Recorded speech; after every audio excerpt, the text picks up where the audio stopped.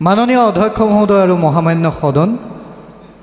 গোবৰ মাটিৰে হাতখন লেতেৰা হ'ব বুলি কাতি বিহুত তুলসী ভেটি বনাব নজনা আমিবোৰে যেতিয়া ফাঁচী বজাৰত হোলীৰ দিনা ৰেইন ডান্স কৰোঁ তেতিয়াই অসুৰক্ষিত হয় অসমত খিলঞ্জীয়াৰ ভৱিষ্যত। দামোদৰদেৱ, শংকৰদেৱ, বদলা এটা মহাপুৰুষ মাধৱদেৱক চিনি নোপোৱা আমিবোৰে বৰফেৰ মাৰি চুৰিয়া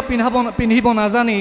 14টামান পকেট থকা এটা জিন্স পেণ্ট পিন্ধি যেতিয়া ভাওনাৰ আখৰা কৰিবলৈ যাওঁ তেতিয়াই অসুৰক্ষিত হয় অসমত খিলঞ্জীয়াৰ ভৱিষ্যত। মাননীয় অধ্যক্ষ মহোদয়, প্ৰতিমাহে মোৰ মায়ে যেতিয়া অৰুণোদয়ৰ 1200 টকা পাই নিজকে জনৈক আম্বানীৰ পত্নী বুলি ধৰি লৈ বুকুখন ফুলাই দিয়ে তেতিয়াই মাননীয় অধ্যক্ষ মহোদয় অসুৰক্ষিত হয় অসমত খিলঞ্জীয়াৰ ভৱিষ্যত। এটা সময় আছিল মাননীয় অধ্যক্ষ মহোদয়, এইখন অসমত তেজ দিম তেল নিদিওঁ বুলি আন্দোলন কৰিছিল, অথচ তেজো গ'ল তেলো গ'ল, একোৱে লাভ নহ'ল। আৰু তাৰ পৰৱৰ্তী পৰ্যায়ত আজি এটা সময় যিটো সময়ত প্ৰতিদিনেই সৃষ্টি হয় নতুন নতুন দল সংগঠনৰ, যি দল সংগঠনে শ্লোগান আওৰাই আন্দোলনো কৰিম, ঠিকাও কৰিম আৰু নামী দামী গাড়ীও কিনিম, তেতিয়াই অসুৰক্ষিত হয় খিলঞ্জীয়াৰ ভৱিষ্যত। তেনে এটা সময়ত মাননীয় অধ্যক্ষ মহোদয়, বেদখল মুক্তকৰণে অসমৰ বনাঞ্চল সংৰক্ষণ আৰু খিলঞ্জীয়াৰ ভৱিষ্যত সুৰক্ষিত কৰিব বুলি ভবাটো জিকাৰ গছত ভেন্দি,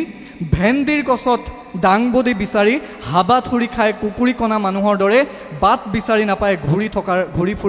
ঘূৰি ফুৰাৰ বাহিৰে আন একোৱেই হ'ব নোৱাৰে। মাননীয় অধ্যক্ষ মহোদয়, ডক্টৰ ভূপেন হাজৰিকাৰ গীতৰ কলিত খৰিচা খাই ভাল পোৱা সন্মানীয় চৰকাৰী দলৰ বক্তাসকলক জনাওঁ যে এনে এটা শিক্ষা ব্যৱস্থাৰে শিক্ষিত হৈছোঁ যিটো শিক্ষা ব্যৱস্থাই আজি শিকাব পৰা নাই যে লাচিত বৰফুকন কোন, যিটো শিক্ষা ব্যৱস্থাৰে শিক্ষিত হৈ আজি আমি গম নাপাওঁ যে এইখন অসমৰ পৰা কিয় লাগে পৃথক বড়োলেণ্ড। তেনে এটা সময়ত এই শিক্ষা ব্যৱস্থাটোৰে শিক্ষিত হৈ একোজন খিলঞ্জীয়া হৈ নিজৰ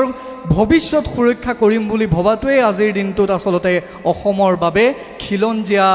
অসুৰক্ষিত হোৱাৰ অন্যতম এক কাৰণ।